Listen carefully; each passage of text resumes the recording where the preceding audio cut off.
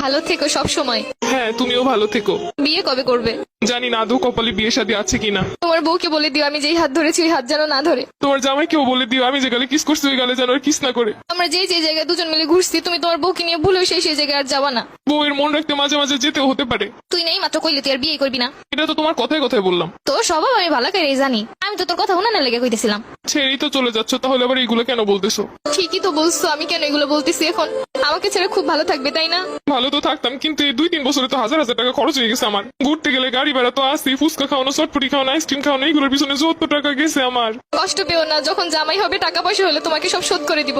তোমার কিন্তু মাঝে মধ্যে এমবিও বইটা দিতাম আমি। হ্যাঁ ঠিকই বলছো, আমি তোমার কাছ থেকে নিতে চাইছিলাম না, তুমি আমাকে জোর করিয়ে দিছিলা। তখন তো বুঝি না এগুলো সব লস হয়ে যাবে। আচ্ছা জামাই হলে ওটাও শোধ করে দিব, টেনশন করো না। ঠিক আছে, ওইগুলো শোধ করে দিলে আমার আর মনে কোনো কষ্ট নাই। শুধু নিজে যা যা করছো তাই ভাবলা, আমি যে কি করছি সেইগুলো মনে নাই। একদিন কচু শাক রান্না করে নিয়ে আসছিলাম, লাল শাক গুনা করছিলাম, তোমাকে ছেড়ে খাইতে পারতেছিলাম না তাই বক্স ভরে তোমাকে এনে দিছিলাম।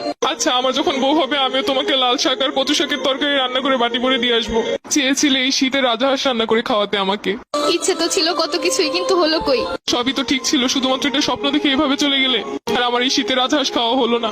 শুধু কি স্বপ্নই? তুমি যে একটা মেয়ের দিকে তাকাইছিলে 2 মিনিটের জন্য, সম্পর্কে শুরুতেই বলছিলাম কোনো মেয়ের দিকে ভুলেও তাকাবা না। তুমি শুধু তাকানোটাই দেখলে, কিসের জন্য তাকাইছি সেটা তো একবারও জানতে চাইলে না। ওই মেয়েটার অন্য গাড়িতে পেঁচে যাচ্ছিল, আমি মেয়েটাকে বাঁচানোর জন্য ওকে ইশারা করে বুঝাচ্ছিলাম। আমি বেঁচে থাকতে অন্য কেউ মরে যাচ্ছে বলে তোমার এত কষ্ট হচ্ছিল? আমি তো বলেছি আমার ভুল হয়েছে। কিছু কিছু ভুলের কখনো ক্ষমা হয় না, এটা তো জানো। আর তুমি তো জানো আমি সবকিছু সহ্য করতে রাজি, কিন্তু মেয়েদের ব্যাপার নিয়ে একদমই সহ্য করতে পারি না। তাই তো আর আটকাতেও পারছি না। দোয়া করি সুখে থাকো সব সময়। তুমি আমাকে খুব সহজে ভুলে যেতে পারবে তাই না?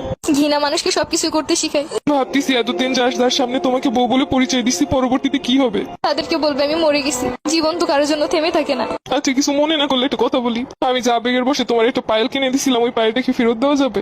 জানোই তো আমার কাছে অত বেশি টাকা পয়সা নাই। নতুন কাউকে পটাইতে গেলে তো তখন লাগবো। কিন্তু ওই পায়েলটার তো 2-3 জায়গা থেকে খুইলা পড়ে গেছে। সমস্যা নেই, তুমি নিয়ে এসো, যা পইরে গেছে ওগুলো লাগাই নিবো। ওটার তো রঙও তেমন ভালো নাই। সমস্যা নেই, রং করে নিবো।